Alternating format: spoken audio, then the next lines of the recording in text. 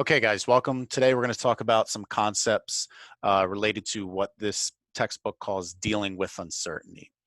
All right, now the first thing we're going to talk about is the idea of significant digits. All right, now it's been a while since I've made these notes, so I'm currently a little slimmer than this. But let's just go ahead and we'll jump right in. Most of the time, scales read weight to the nearest pound. All right, so like I said, this is old, but we're just going to take the example of 215. Right, so like I said, I've slimmed down since then, but we'll just stick with what's on the screen here. So we'll say 215 pounds according to most scales. All right. Now it would be wrong to assume that this is the same as 215.00. All right. Now in this context, these numbers do not have the same meaning. Right, and this is going to bring up what we mean regarding the concept of significant digits. Okay. So when are digits significant?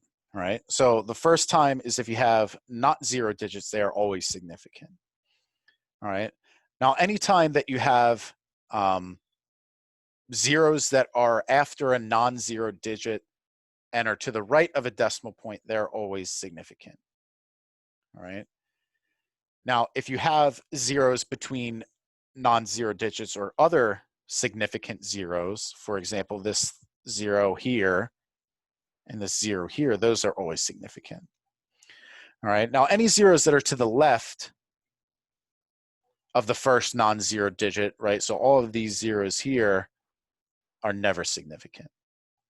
All right, and then of course zeros that are to the right of the last non-zero digit but before the decimal point, we usually consider them to be not significant unless it's stated otherwise, right? So they would have to tell you that it's known to the nearest point or something like that. All right, so let's go ahead and let's take a look, right? So in part A, we have 11.90 seconds, right? Now, of course, the 1 and the two ones and the 9 are both significant because they're not zero, right? The only digit that has a possibility of being not significant is 0. But what about the 0 that comes after the 9? Well, the zeros that follow a non-zero digit and are to the right of a decimal point are always significant. So in this one, all 4 digits are significant.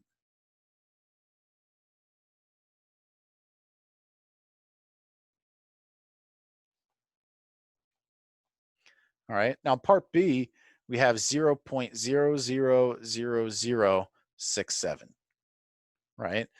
Now, of course, your 6 and 7 are significant, but if you look at zeros to the left of the first non-zero digit, they're never significant. So none of those zeros that are happening before the 6 and the 7 are significant. So here you only have 2.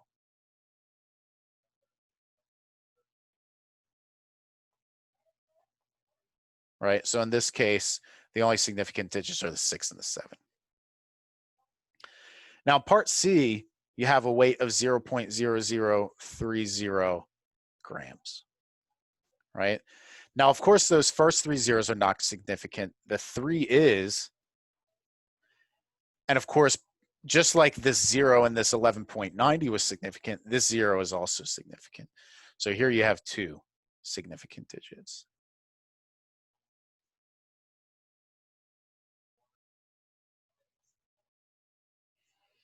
Okay, part D. Oops. We have 240,000. Right, now this is the last rule. 0 is to the right of the last non-zero digit, but before the decimal point. So here, it's not stated otherwise, so we're going to assume that those other zeros are not significant. So in this case, there's only 2 again.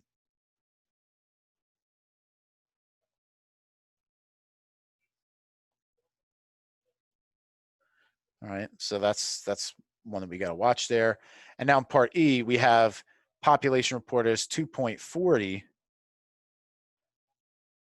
times 10 to the 5th. All right, now this is nice because that 10 to the 5th is all just adding zeros that are not significant, right? So we're actually getting our 3 significant digits right here, because that 0 is after the decimal point, so that is significant, right? And of course, the 2 and the 4 are always significant. Okay. The next thing that we'll talk about in this video is the idea of rounding. All right, now this may seem like something that you've probably done a million times, but just so that we're on the same page, we're going to review it, right? So of course, the first step is to decide which decimal place is the smallest that should be kept. And a lot of times that will be sort of implied in the problem, or they'll just flat out say round to this digit, right? Now in step 2, you would look at the number in the next spot, right? If that value in the next place is below 5, you would round down. And if it's 5 or higher, you would, of course, round up, okay? So let's go ahead and let's look at this example. Now, for each of the following, we're going to give our answer according to significant digits. So for example, in part A, we have 382.2593, and we want 4 significant digits, right? So of course, I want these first 4 numbers, right?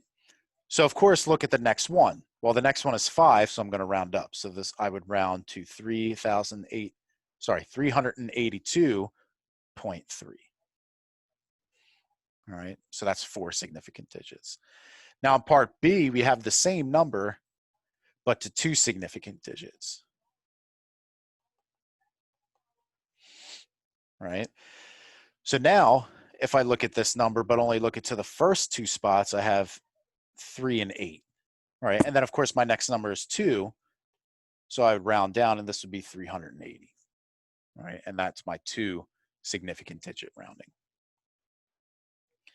All right, now in part C, we want to round to 2 significant digits, and I'm doing 7.7 times 9.92. Okay, now if we multiply these 2 things together, it's going to be a little bit overkill, but I just want to sort of highlight what's going on here. So if we do 7.7 times 9.92 in a calculator, we're going to get that this is 76.384.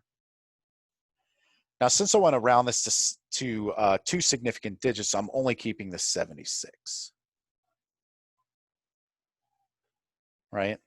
Now, what would happen if you just did the first 2 digits of each number multiplied together? Well, if you did 7.7 times 9.9, that would give you a 76.23, which you would also round to 76. So most of the time that will happen, right? But just to be safe, in this case, we multiplied it out. And of course, you would round that to 76. Now in part D, right, we have 240,000 times 72,106. And we want to round this to 4 significant digits. So if we multiply this together,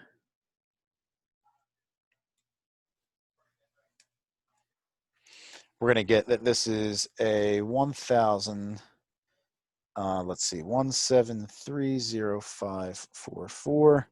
And my calculator is actually giving it to me in scientific notation. So then we have some more zeros after this. All right. And I guess I should write it out. So it's actually giving me this. Times 10 to the 10th. So then if I move this over, 3, 4, 5, 6, 7, so 3 more zeros.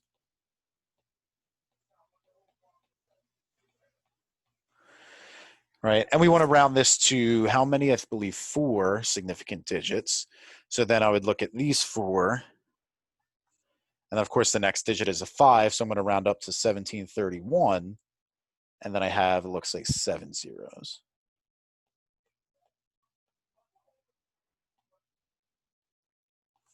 So that's what we get for that one. All right, so that's sort of the idea of rounding. Okay, now the next topic that I want to discuss is different types of errors that we can make. All right, and this, might be regarding some kind of measurement or something like that.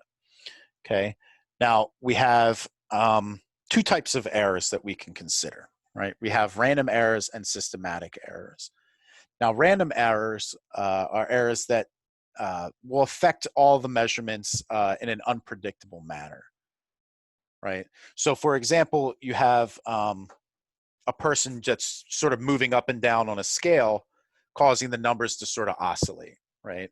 that would be an example of a random error because there's no predicting if it's going to overestimate or underestimate the actual weight.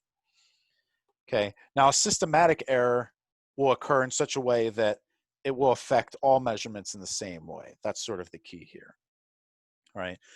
And sort of the most common way that that will present itself is it's going to make everything too low or too high by the same amount, right? So for example, if a scale is not zeroed properly and it displays a weight of 5 pounds when nothing is on it, then everything is going to be weighed as 5 pounds heavier than it actually is, and that would be an example of a systematic error.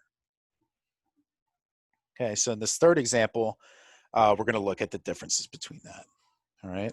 So now scientists studying global warming need to know how the average temperature of the entire Earth, or the global average temperature, has changed with time. All right. Now there's two difficulties here. Now temperatures that were measured with simple thermometers and the data was recorded by hand, right?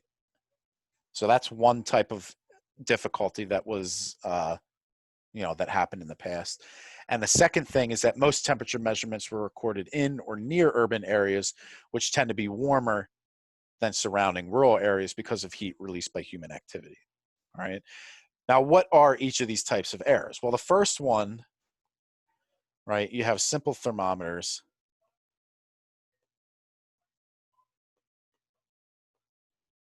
And they're recorded by hand. I think I have extra ED. Right. Now, this is an example of a random error. Right? Because we don't know if the thermometers are overestimating or underestimating it, and we don't know if the individual person that's recording these measurements is overestimating it or underestimating it, right? So it's going to affect the measurements differently.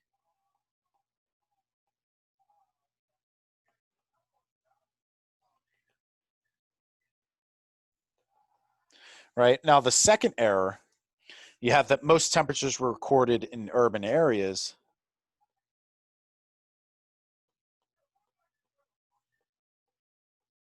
where it's warmer.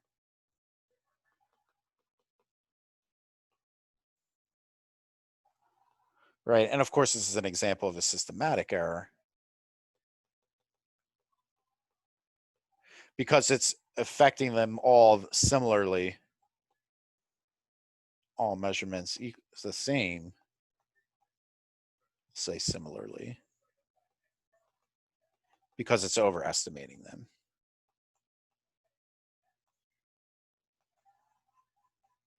All right, so that's sort of the idea there.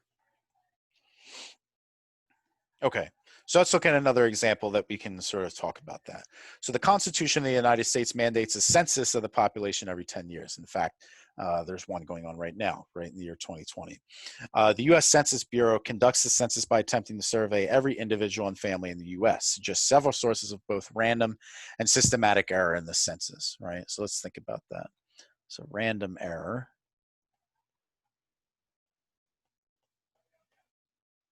Right? You could have things like, and I don't know if these are actual problems, but you could have things where people don't respond.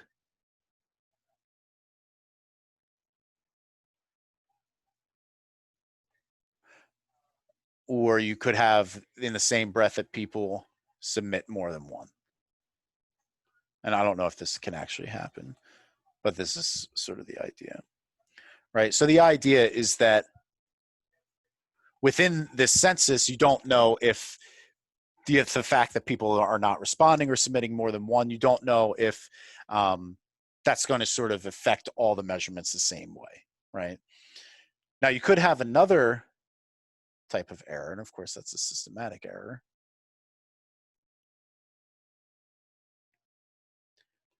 Right. For example, if people are in the country illegally, we'll say illegal residents, may not report everyone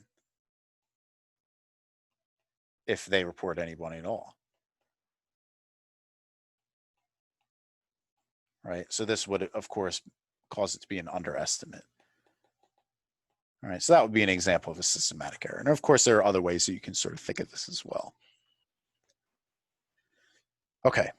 Now we can talk about sort of the size of errors as well, right? Now, in a previous video, we talked about absolute and relative change, and now we can talk about absolute versus relative error, right? And we sort of calculate them the same way.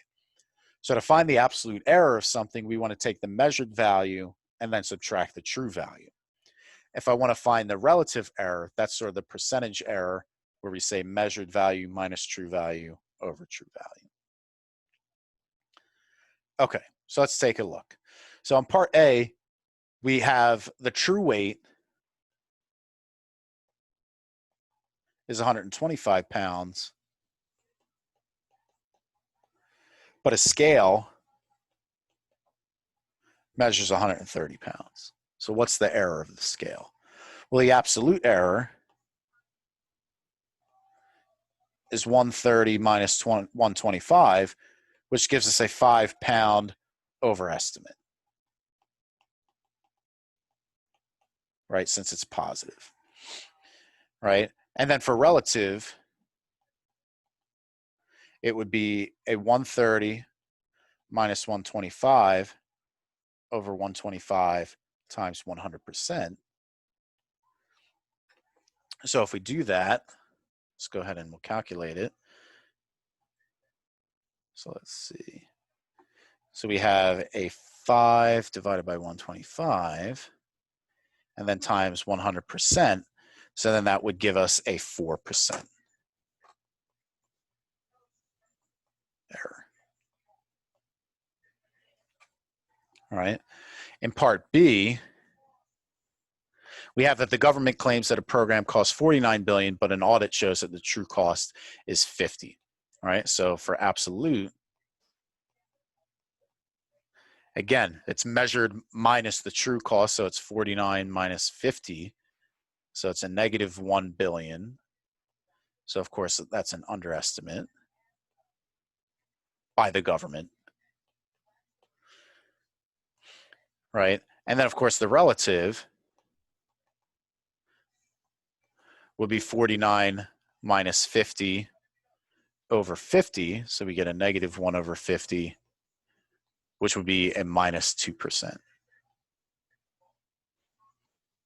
All right, so that's sort of how we can find relative and absolute error. Okay, now I believe the last thing that we discuss in this video is the idea between accuracy and precision. All right, now a lot of times in the English language, we use these terms interchangeably, but they actually have different meanings. Right, so of course, when we say accuracy, we're talking about how close a measurement is to the true value, right? So when we say that a measurement is accurate, it has a small relative error. So it has a small percentage error, right?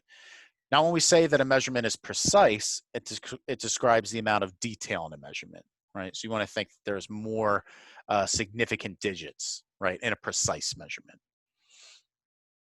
all right? So for example, we're supposing that our true weight is 102 pounds. 102.4 pounds.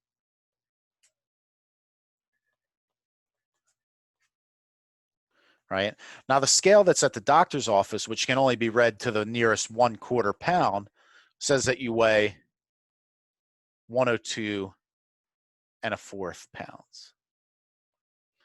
Right? Now scale at the gym, which gives a digital readout to the nearest 0.1 pounds, says that you weigh 100.7.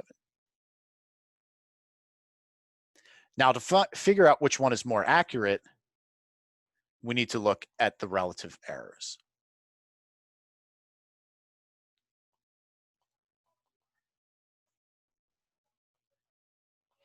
Right? So for example, to see the relative error at the doctor, I would need to do 102.25, which is 0.25, minus 102.4 over 102.4. And of course, multiply that by 100. And if I do that,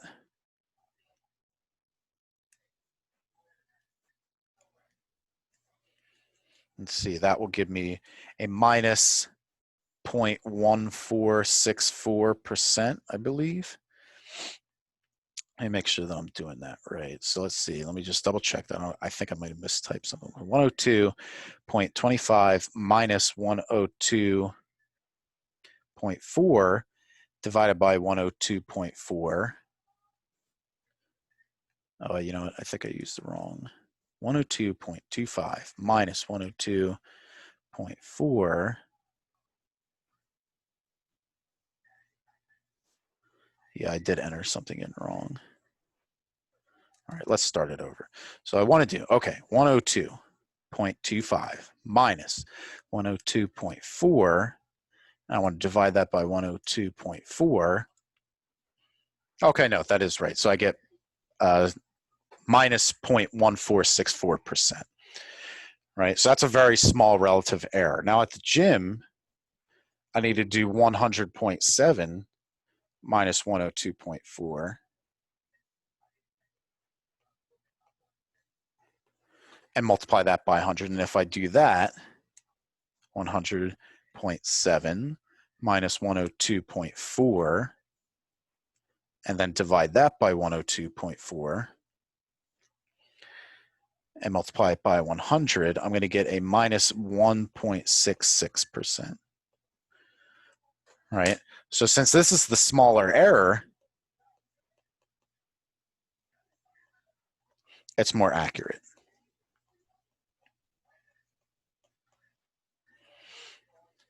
Okay. Now, as far as which one's more precise, we really only need to look at what it measures to the nearest, right? So at the doctor's office, it raised it to the nearest quarter pound, right? Whereas the gym, it's to the nearest 1/10 of a pound. So since 1/10 of a pound is smaller, this is nearest 1/4, this is smaller, so it's more precise.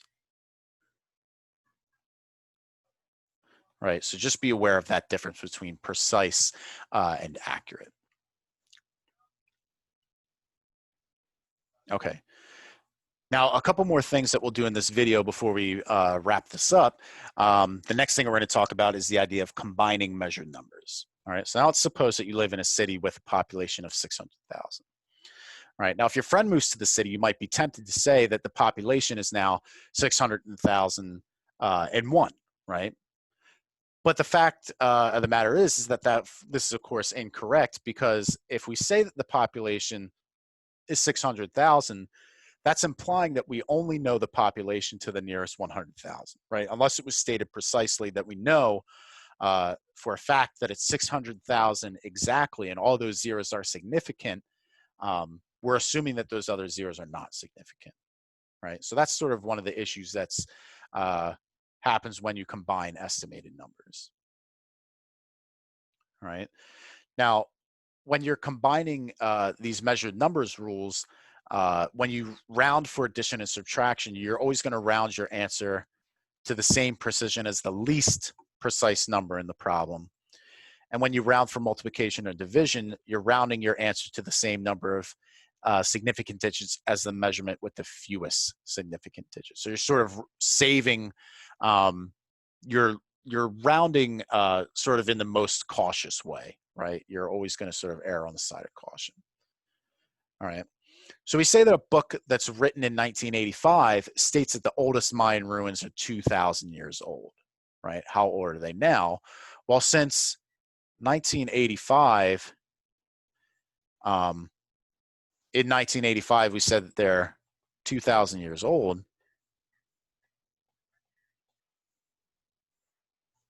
This is only one significant digit.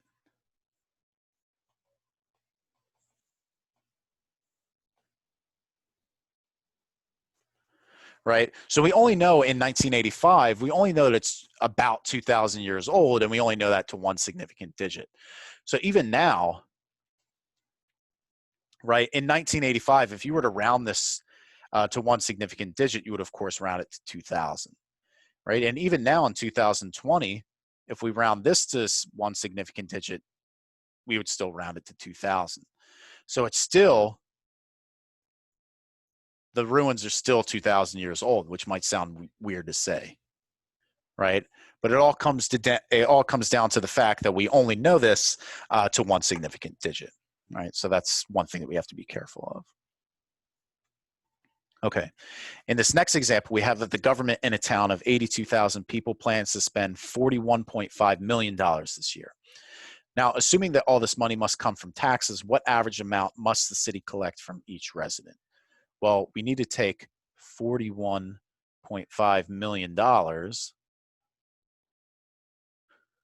and we need to divide it by $82,000. And of course, you could do this with scientific notation, but we're just going to do this straight up on the calculator. So we have 41,500,000 divided by 82,000. And that gives us that we must collect $506.10 from everybody.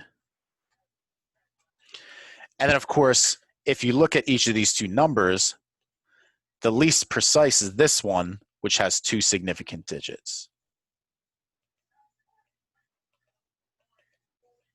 Right? So in this case, we would most likely round this to $510 so that this also has two significant digits, because you want to go with the least precise one.